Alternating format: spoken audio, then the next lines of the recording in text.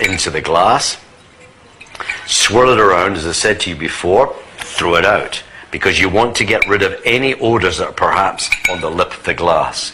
Swirl it around, bring it up and say, hello. Then you go back to it. How are you? And then go back to it. Quite well. Thank you very much. Now remember, get into it. Don't go like this. None of this stuff. You want to get right into it to make sure that you're actually examining every part of that whiskey. How do you taste it? Don't knock it back like a cowboy.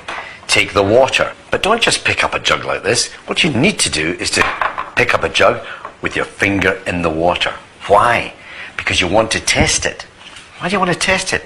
Because many barmen, unfortunately, stick their jug under a hot tap by mistake, and therefore, this is what ruins whiskey. 6 times I've now ruined my whiskey.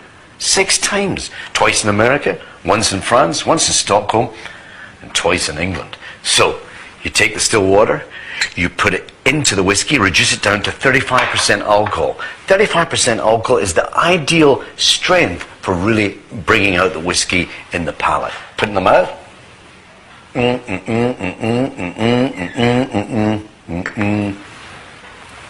then let it go down. Absolutely fantastic.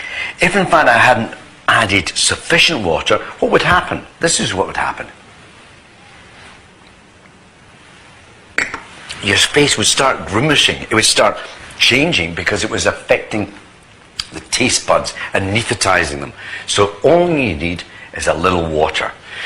When I have a presentation, finish at night, want to relax, go into the bar, there's nothing more wonderful than the sound of whiskey being poured by the barman into a glass. And just when I'm about to take the glass from him to enjoy my whiskey, suddenly I hear this other noise. This other noise of not just 1 or 2 bits of ice, but many bits. This is now Scotch on the rocks. This is taking my whiskey, ruining it with all this ice.